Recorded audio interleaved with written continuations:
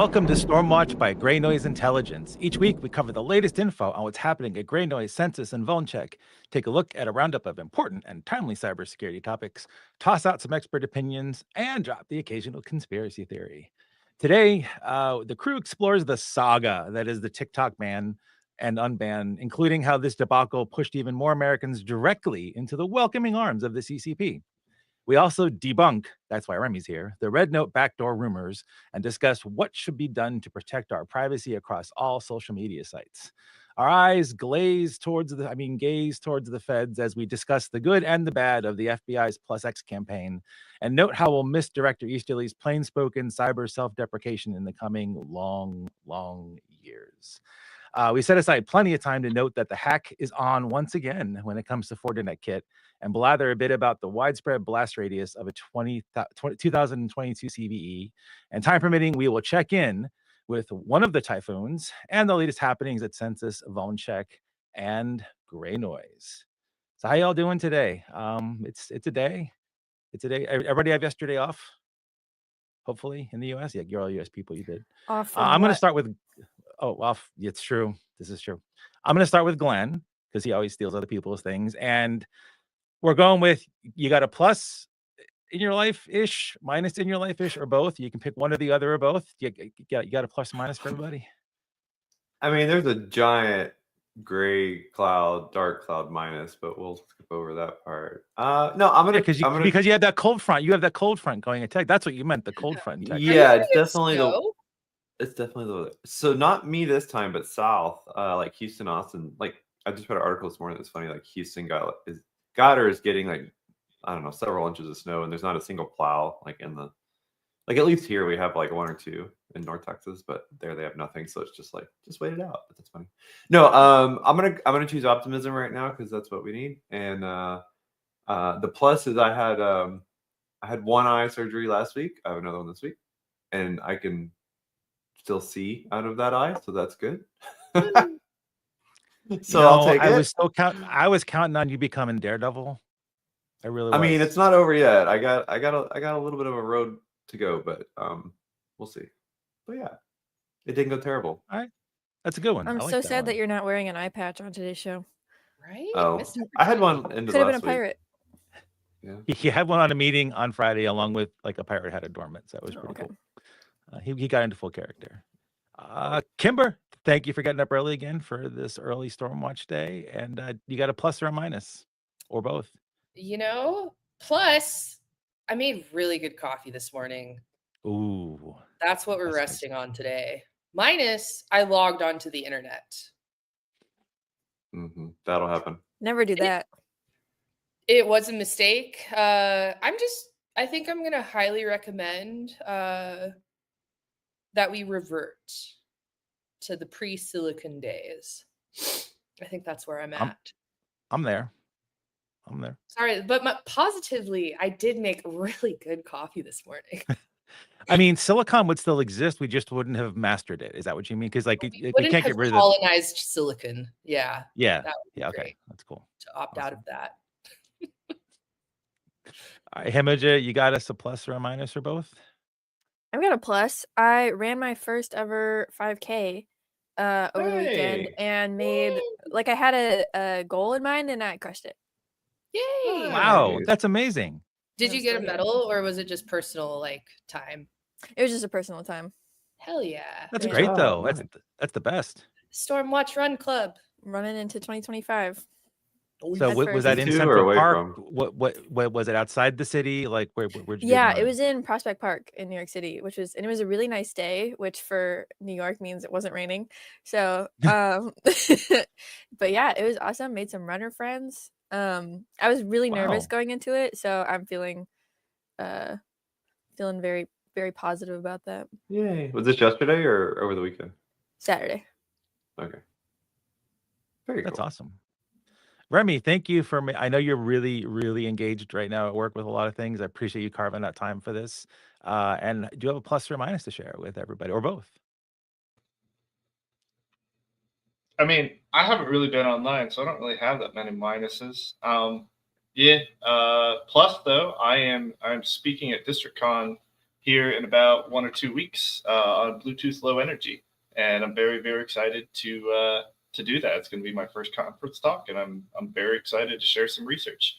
So, yeah, pretty much plus. I haven't really been reading the news, so we'll leave it at that. So in the background, shoot me a link that I can put up towards the end of the show for people so I can show it to them. Remy, I don't know if and there's anyone on this planet that knows more about Bluetooth in this moment of time than you, it feels. There's a few. We all know each other. It's a short list. It's a short list. And so if you have problem questions. with this though is, well, he glows in the dark now though because of his Bluetooth rig, so it's not good. It's not good. And his dog. and his Overwatch. child. This is true. Overwatch, plus or minus? Good. Oh, yeah, that's right. We got pictures today. It is snowing in Austin. Oh, you got sick. Oh, it's terrible. I will not show a video of my grandson on the internet, but I will be sharing it with everybody here and privately in Slack later. I have a plus because my youngest grandson turned 1 over the weekend, and they threw a Hobbit party for him, and he is the most adorable little child you have ever seen in a Hobbit outfit. It is so cool. I was beaming. didn't go? Pimp, I was beaming. No. Wow. Yeah, I know it's terrible. I know I'm horrible. Why? Because it's 10 hours away. That's nothing. It is not nothing. Wow. That is nothing. You could have made it. You could have. Probably could have made it, experienced it from afar. I'm still thrilled. And I talk to him every day, so it's okay. Okay. Did they all have hairy feet for being hobbits? You know what? They had shoes on him because for stability, so probably not. Yeah, Well, but that's still really cute. But you guys, you guys will get a big kick out of it. He's adorable. Cool. And we asked you all a couple questions over the past few days. If you notice, like we're trying to get our act in order, and we got things ahead of time. We asked you now. The TikTok ban is sort of unbanned, kind of, sort of unbanned. It's hazy. But so we asked you all, what are you switching to? Either Red Note, Remy, how do you pronounce like the Chinese version of Red Note? Oh, I looked at the code. I believe Yeah, it's no, I believe it's Zhao Hong Shu. Roast me in the comments section. Jean Shu, is that what it is? Probably. Yeah, Hung-Shi. So Red Note, Instagram Reels, YouTube Shorts, or TikTok, because this is the year cyber folks, we're pretty defiant. And on most of the platforms, Red Note and YouTube Shorts were tied. There was still a handful of you going on TikTok, and then there's a bunch of you, dare I say, losers who are on Instagram Reels. So I don't know. People have no solid plans, it looks like, and no one's like migrating to one thing over. How about the crew? Like whoever, because I mean, I was not on TikTok. I am on Red Note now. I was going to show the video of it, but we're probably not going to have time to talk about that a whole lot. You guys migrating from your talks? I feel like everybody's scared to answer this. I want to hear. Come on, I want to hear. Nope.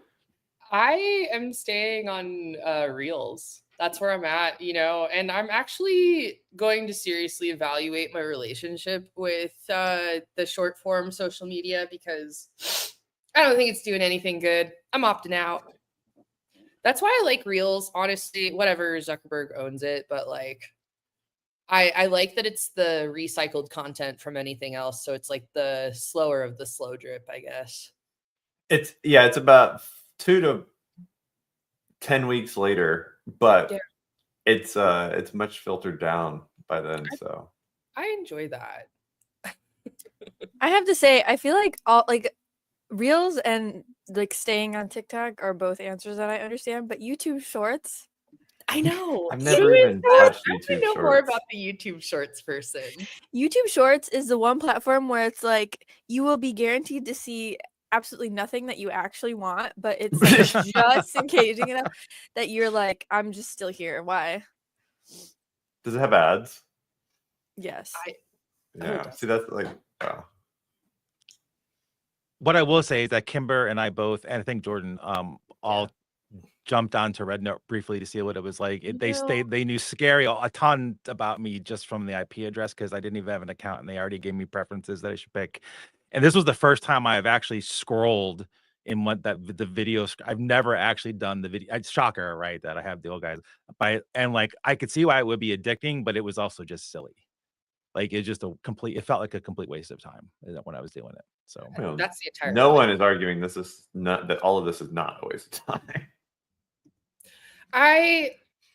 So Remy has the technical deep dive. I have the other side of the deep dive on cool.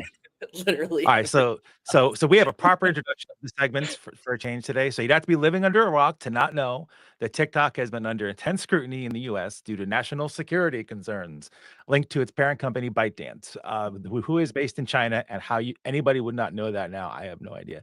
The scrutiny culminated this past weekend when the Supreme Court upheld the ban, and then it went into effect, and then it went out of effect because of administrative. Kimber's going to catch us up on that stuff.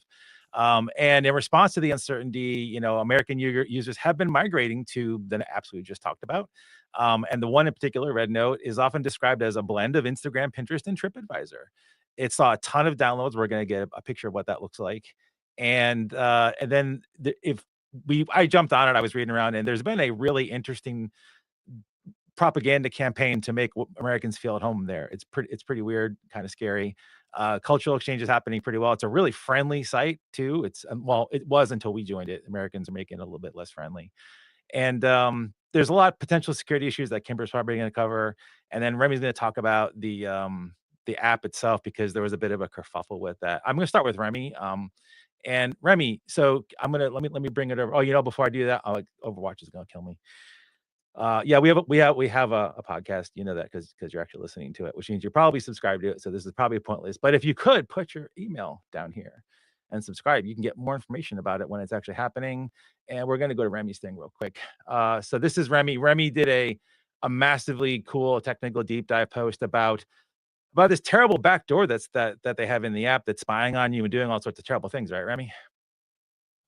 Exactly. So this was raised on social media and it kind of went viral. I think the last time I looked at it, it had something like 22,000 likes, and people were kind of freaking out at the presence of the word backdoor within the Red Note Zhao Hongshu iOS app.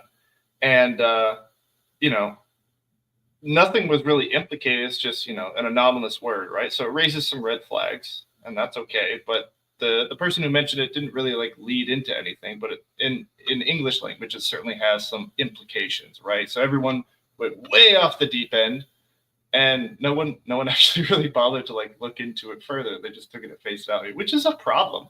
And I was like, well, I've got the skill set and tooling to take a look at this. And it turned out to be a huge headache, which probably explains why a lot of people didn't do it. Even just hardware resources to disassemble and reverse engineer these apps. Most people don't have both the tooling and 64 gigs of RAM and a whole day to be oh yeah, I'll kick off analysis and then go mow the lawn or something and come back and still actually care to debunk something, which, you emphatically know it's probably nothing, but you still have to put in the effort to go check. And that's a headache. So there's something to be said there. But I was like, you know what? Let's just go ahead and do it. And it was a headache. I ran into quite a lot of problems trying to disassemble the iOS app. And so I switched context to the Android app, where that's kind of my forte. That's where I've been spending a lot of time. And I found backdoor yet again, right? And so I'm looking through this, and at least in the Android app, backdoor refers to a code design methodology where features are injected dynamically. And so this kind of makes sense. If you've got face filters or anything that's GPU accelerated or optional features, you want to be able to inject that. And so the names are scary, but the actual functionality is very, very clear. In looking through it, nothing is hidden. If you use Android debug protocol, you can actually see every single plugin, which they refer to as the class name of backdoor. You can see every single one that's registered. So that was pretty much a nothing burger. I was I wonder if I can find the same thing in the iOS app. So I circled back around to that, and looking at the iOS app, backdoor shows up again, but it's in a completely different set of functionality. They use it to describe, yet again, injecting functionality into the view controller. So for a lot of UI, UX frameworks, view controller is something which, takes what the user can see and it injects different elements. And so again, commonly named that for Mandarin developers, but turned out to be a complete nothing burger.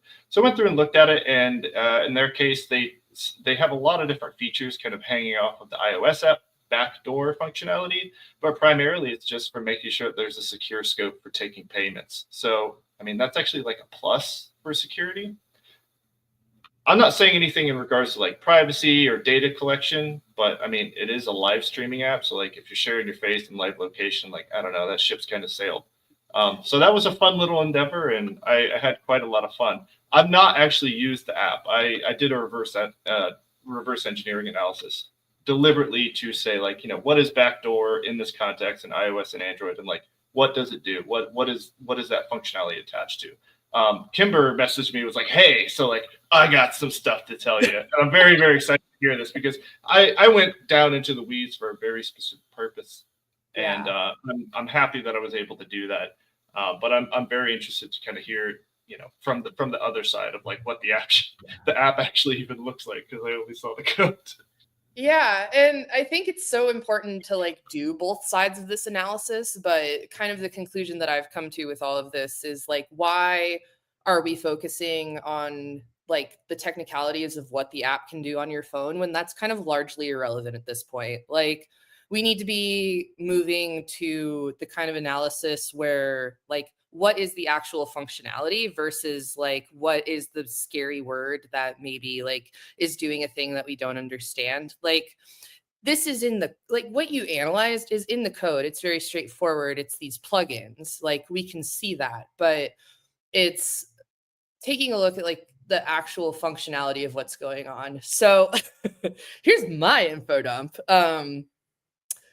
Just to set the stage of Red Note, Xiaohongshu, like, I'm going to say Red Note moving forward. I cannot keep saying Chinese. But it's important for us to realize that the United States is not like the center of everything. Like, China does have its own app system, and like there's basically an app for everything, and this is no exception. Like, it is Chinese TikTok, but specifically it's been around for a very long time. Red Note has been in development since 2013. It was created by basically these two billionaires who got together and said, hey, we've got a sweet idea for an app here, because the guy who is involved graduated from Stanford Business School after, come doing whatever, inheriting wealth. I have no idea. But the other partner is a woman who is very invested in the beauty industry. So this was an app built around beauty and makeup, and that's kind of where we first saw it in the United States app Is this the ecosystem. dawn of Get Ready With Me, or the beginning of the creation story of Getting Ready With Me? I could definitely see that. So there's this very particular Chinese makeup style that there's a word for it, and I'm like totally spacing on it right now. I want to I say think it's Douyin. Yeah, Douyin. Yes. And the I looked back into all of the TikTok, like I did a lot of searching on TikTok to see like, where did it originate that we started talking about moving over to Red Note. And kind of where it started was actually these beauty influencers dual posting their tutorials on how to do this makeup style or dress in a certain way, because like that's a pretty common thing for influencers to do, is like you hashtag where you upload your other videos. And that's actually part of the culture on this app, is that you don't repost other people's content. So there's a heavy level of accountability on this app. One of the other interesting things is that it leans very heavily on being genuine.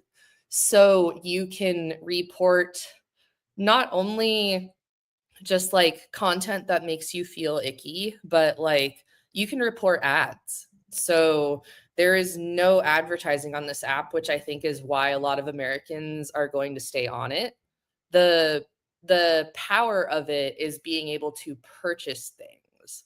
Like, the shop functionality of it is very powerful. And I think it's one of the things that we don't experience here in America as much as what's experienced in China is like hyper locality.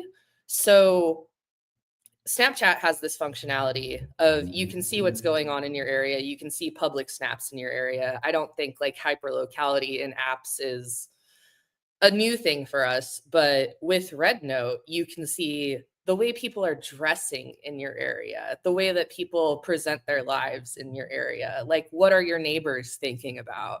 And that's a really powerful thing, right?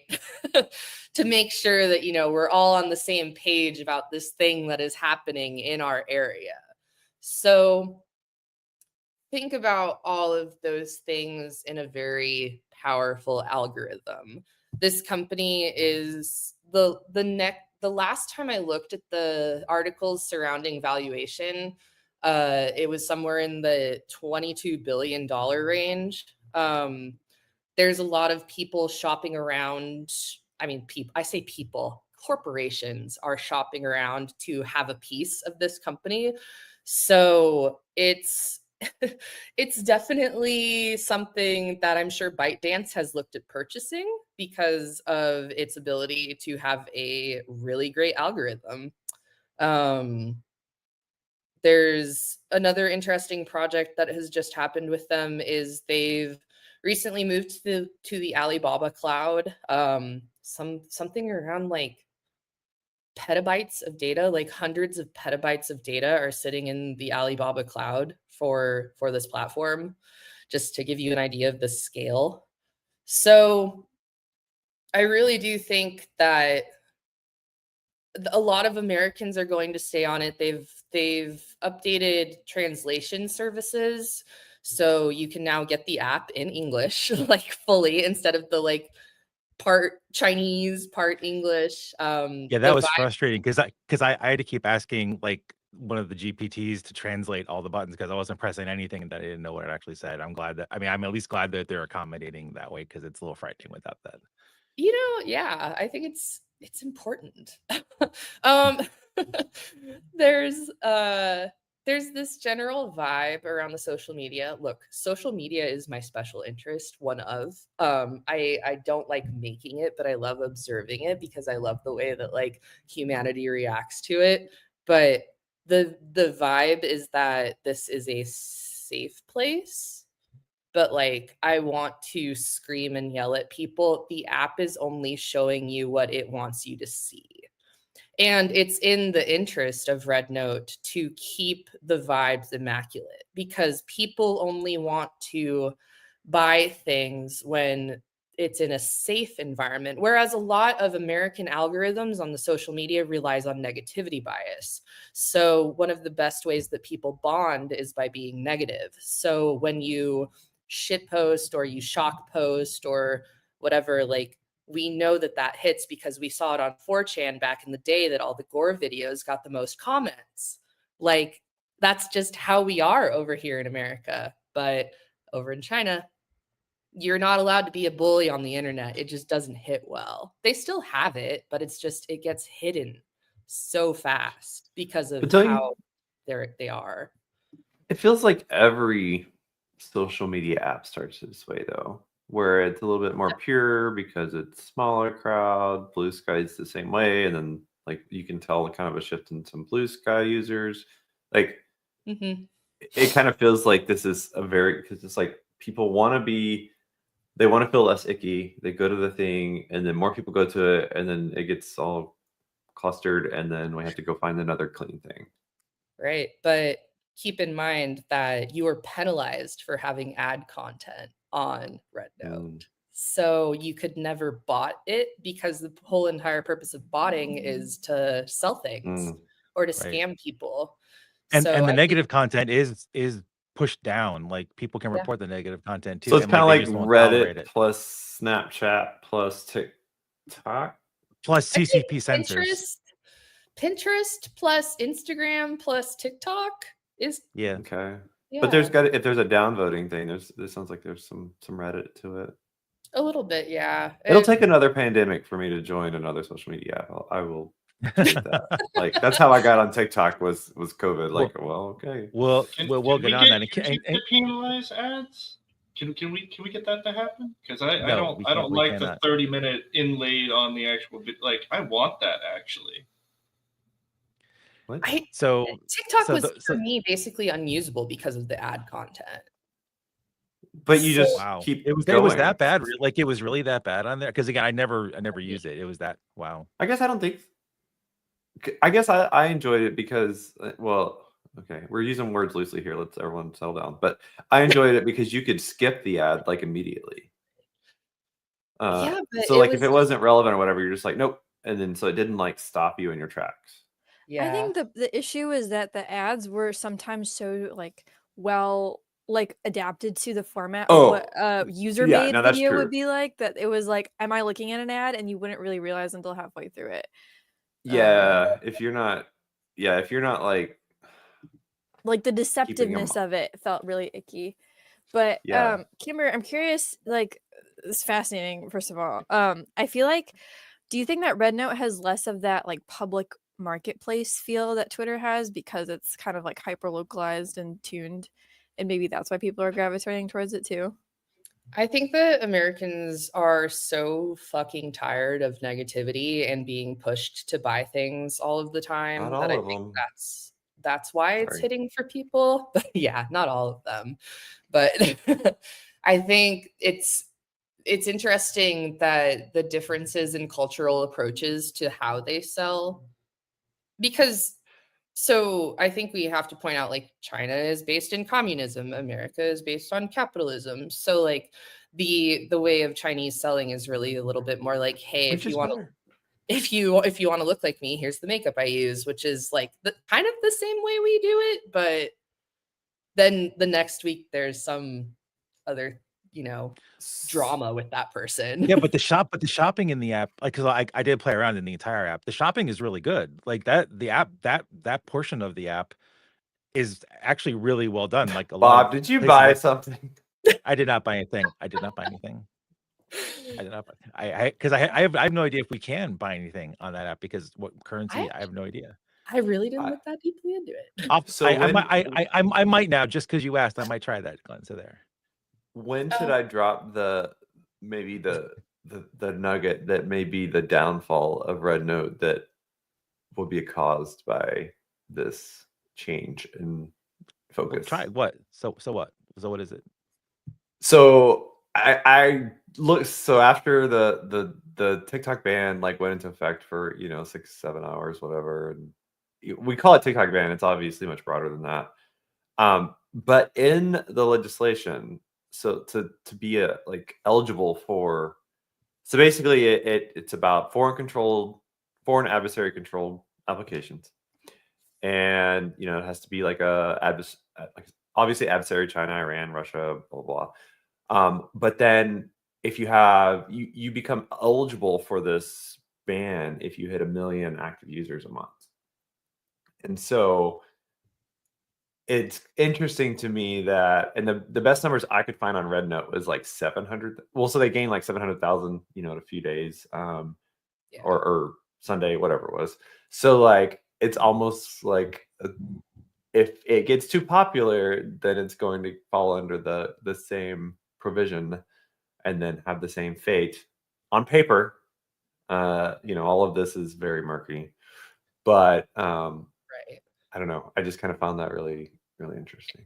It's super interesting because also all of the just like kind of the behind the scenes, like if you think about it a layer deeper, if the United States population is adding to the active user base of those based in the whole Asia Pacific region, like that's more active userships, so the valuation of the product goes higher.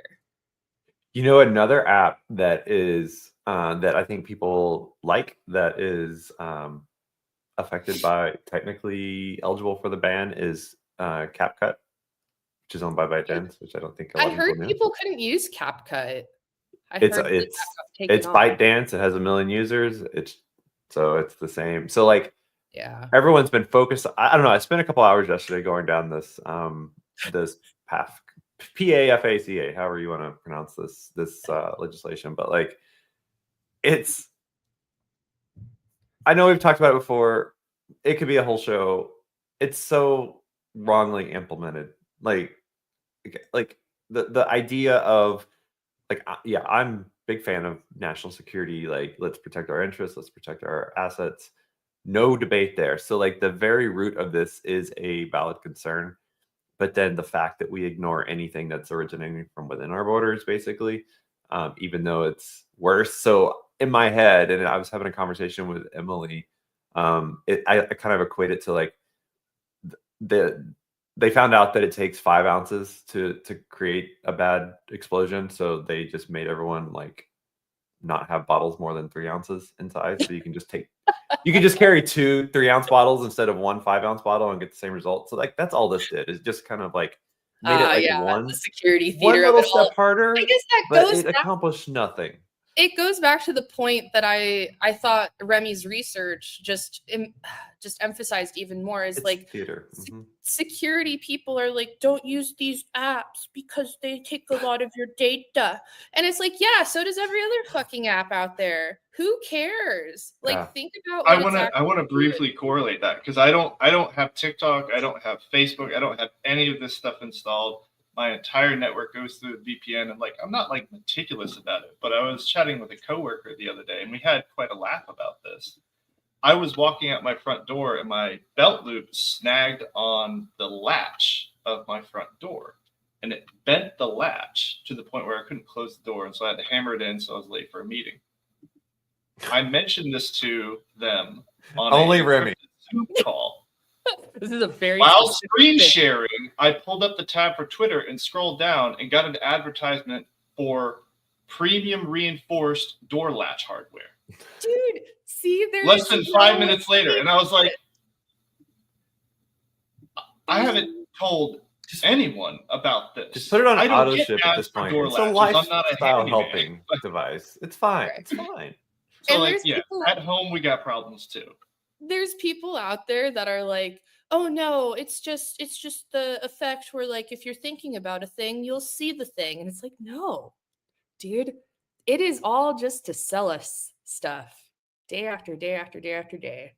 So that's my nihilism for 2025. Use whatever app. Just use the app. Enjoy what time we have left. Or don't. Yeah, or don't, like Imogen, like be like Imogen, don't use any of these things. I genuinely think my final conclusion on it all is your mental health is going to be so much better if you don't. Like if you just go for a walk and look at pretty like flowers, your mental health is going to be so much better than doom scrolling. Yeah. Stay informed, but not in a infinite short form way. Yeah. I heard a really good quote the other day that if you really wanted to up level like how you, I forget what the exact words were, but like up level the way that you think about your place in society by reading about what like more factual accounts of what happened rather than like opinion pieces on what happened. So oh yeah, let's ban opinion pieces, please. The only thing I'll add, no, never, no. The only thing I'll add is that like just everyone, I think everyone listening to this is already fairly read in on this, but right now, no matter what social media platform you use, it's like maybe, well, actually even Mastodon's that, because like you're basically getting told to run Linux if you listen to Mastodon, but there's going to be propaganda of some kind. Like you're basically being fed some type of propaganda. There is no pure social media. And especially with TikTok and Red Note, you're going to get 2 different kinds of propaganda moving forward. Maybe don't believe either one of them. I guess is what I would say, and just really scrutinize all the information that you actually consume with that. I'm going to briefly mention this thing and only ask you guys a question about it versus talk about it, because we burned through 34 whole minutes already. So last week, the Department of Justice and the FBI announced they had conducted a major international operation targeting the PlugX. Now, could we maybe just use better names for everything in 2025? PlugX. It had been deployed by a Chinese state-sponsored hacking group called Mustang Panda, or Twill Typhoon, or something else that some whatever threat intel analyst called them, to infiltrate thousands of computer systems worldwide. So when I was reading through the DOJ thing, like I didn't realize that this has been around since 2014, and that's terrible. And it was like 4,000-ish, 4,200 computers. And the FBI did what they do lately, and which is, let me just show it real quick so people can go. Like we dropped the thing, but this is the actual. It's official. Just making sure everybody knows we're not making stuff up.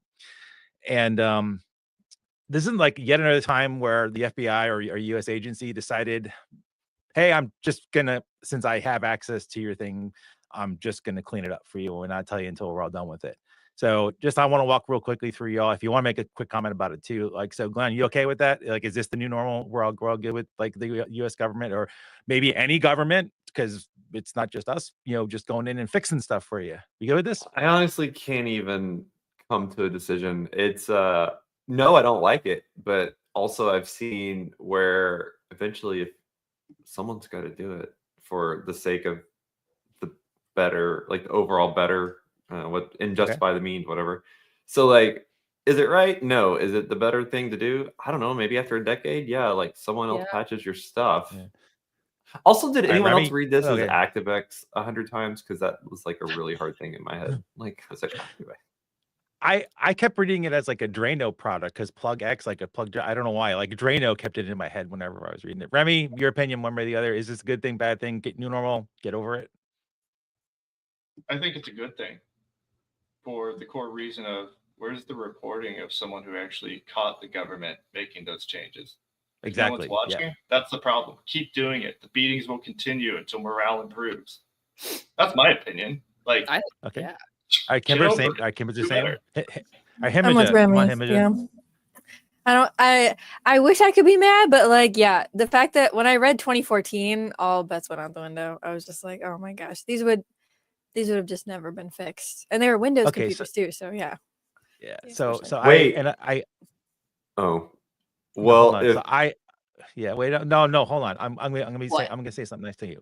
So I am mean to Glenn a lot. And I have also like been saying to Glenn for the past few podcasts that like we try not to talk about certain subjects, but I have no choice but to do this. So for the next 4 years, this same agency is going to have access to computers again. You still good with it? Jesus Christ.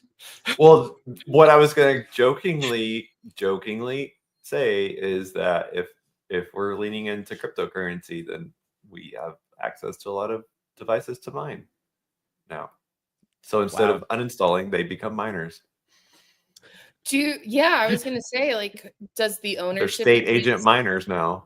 Since they're seized by the government, what happens? I would love to have the knowledge of what happens to computer resources that are seized by the government in operations like this, but are still doing their real job, right? Yeah. Interesting. All right, we are going to move on because this got way too close to the limit. My limit for doing this on here. This one is courtesy of Kimber because Kimber brought it up, and I think it's amazing. And it is a showcase of how well CISA was run, and how community of CISA was, and how colloquial and like grokkable CISA was, while Jen Easterly was in charge of it. And she was doing an interview like one of her final ones before going on, and this was the best thing at all. And it's like I did a write up this morning that gives a little bit more on that. It was about a topic or something clean about one of the things being cleaned up. I'm not going to go deep into the details, but we saw this before we understood it was Salt Typhoon. So they found Salt Typhoon before it was them. We saw it as a separate campaign called Another Goofy Cyber Name. And I just think that is the coolest thing ever, admitting like the self-deprecation about how silly this industry is when we do this stupid stuff on here is being totally real. It's really well-spoken interview too. Like you can go to the URL and you can actually listen to it if you want to read it. I read most things that are listening, but I just thought it was great. This was awesome. I am really sad. I get why she's leaving. I get it. But I'm just sad that she's leaving because I think she did a phenomenal job with CISA. I didn't always agree with everything, but I thought she did a phenomenal job overall. It's been a great time dunking on CISA for the last few years. Just because, I think that even though there was some dunking, it was like still a very reputable agency in my mind. There's some really amazing people over there. Well, there's a lot of self-awareness, I think, there, right? Yeah. So yeah. it was What a perfect. Yeah. perfect sum up of the current state of cyber threat intelligence. Goofy cyber names. cyber names. It's awesome. All right, we are going to move on to one of my favorite topics because it lets me do this. We're gonna Forti secure, cause the hack is on. We're gonna Forti secure, cause the hack is on. Anyway, I have to do that because it's, and Glenn and I were talking about this the other day. We have started off 2025 with so many initial access vulnerabilities, and it's just it's terrible. I cannot believe this is how we're beginning the year. It's what is the year of the dragon now or something, right? So, or no, it was no. the year of the dragon. It was the year of the dragon, right? Now it's snake. What is it now? Yeah, that's what it is. Yeah, that's what it is. So now it's the year of the initial access. Oh yeah, but that's I don't think we're gonna get the Chinese New Year things to change it. They have to get, make a whole new map since it's not good. Anyway, I would like to lean. I would like to lean on Hemija for a little bit of a review of this because you did a great blog. You being Census, not just you, the entire team write these blogs now. I just, if you could give us some details on this one, because this is a little bit of a windy road to get to where we are today. So if I'll hand it over to you. Yeah. So time travel with me for a time back to the year 2022. When there was like a 2022 CVE auth bypass in Fortinet devices. Very unique headline. But it appears that it was actively exploited by several groups. One of those groups was a hacking group that is calling themselves Belson Group, which I believe is a reference to one of the concentration camps during World War II. So that's a pretty morbid source. But they apparently used this CVE, leveraged it to steal the full firewall configs, including like plaintext VPN user credentials, just like full device serial numbers and all that stuff from over 15,000 different FortiGate devices back in 2022, and then kind of sat on it until last week, where they dumped all of them on breach forums for free. But they only joined like in early of January, and I've never heard of them before. I don't know if any of you have ever heard of them before, but shout out to Kevin Beaumont for publishing a great initial write-up of these, and he's the one who is the source for like tying it back to 2022. So unclear really what their intention is here besides just making a splash, but we dug in and cross-referenced those 15,000 IPs with our scans, and then found that a little over half of them were still reachable on scans, and then about a third were still kind of exposing that FortiGate login webpage. So not as bad as it could be if all of them were reachable, but that's still like over 5,000 of these IPs that are still just online, ostensibly with their plaintext credentials just free on the dark web. And I checked again this morning, and it's dropped by, that number has dropped by about 1,000 since I published this last week. So people seem to be taking things offline, or maybe they're unintentionally being taken offline. I don't know what's happening. But yeah, I just have to highlight the extreme irony of the fact that the day that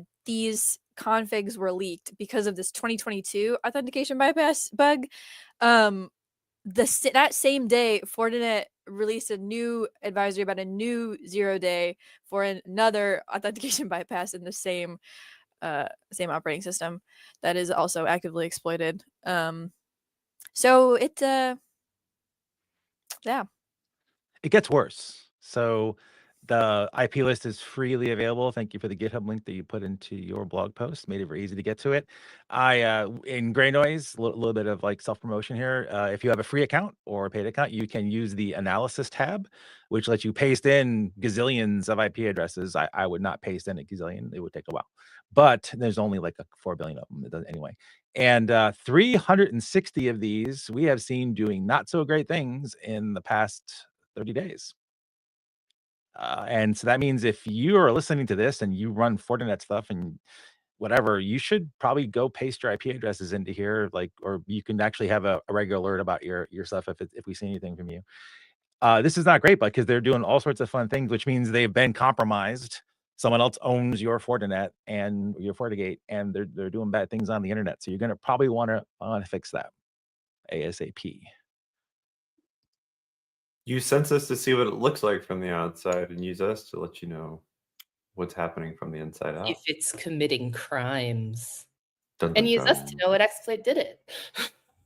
This is true. That's I why actually the wonder. trifecta I is what it wonder is. if any of those IPs are actually one of our honeypot IPs from the past 2 years. I actually wonder.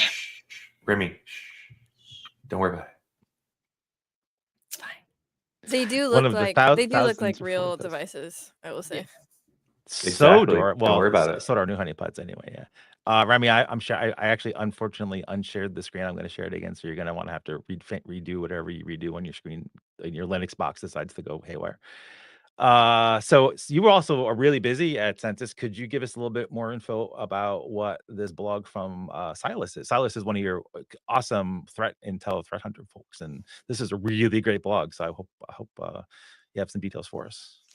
Yeah, we love Silas. I'm not going to do this the justice that he would, but this is a post that he wrote about using Census to track kind of some of the recent activities of the KV botnet, which is one of the works of our good friend Volt Typhoon, and kind of showing how to go through Census and use the historical data and pivot off of certs to figure out how infrastructure changes.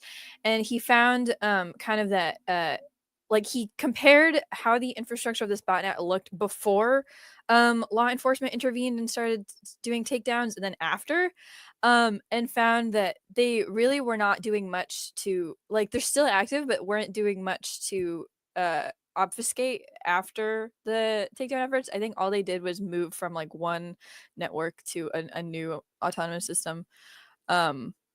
So kind of thwarts the idea that all threat actor groups are super sophisticated and using incredibly untrackable obfuscation techniques when you can just see them in Census and other platforms. So go check it out if you haven't. It's also like I feel like this is a good kind of tutorial type post if you were trying to apply these techniques to track a different group over time. Yeah, it was a great walkthrough. Like, I think that's one reason why I appreciated it, because not only did it give great info, but it also showed how to use your platform in the best possible way, because it's by the experts, because you guys know your platform super well. It was great. The speaking of knowing your platform really well, we have a couple things going on. So there's a great new resource up. It's how to choose the right threat intelligence provider. So if you're looking for threat intelligence in 2025 and beyond, this is a really good report. It walks through a bunch of things. It isn't all about gray noise, because there's lots of different kinds of threat intel. So this is going to give you some good information if you're pondering if you're threat intelligence provider curious. Is that tip curious? I guess that means anyway. We also, the Gray Noise University is back, and it's Gray Noise University Live. It used to be Gray Noise 101, I believe. So sign up for that if you want to learn more about our platform. Be probably a really good idea to do that and keep in touch, because the platform is going to be doing lots of really cool things this year. It already does some amazing cool things new that we're going to maybe talk about today. I think we have just enough time to. And this will keep you up on it and to teach you how to use us best. And you may have noticed this, and I think we may have dropped this info the other day, but we have a brand new classification. Glenn, you want to talk about our brand new classification?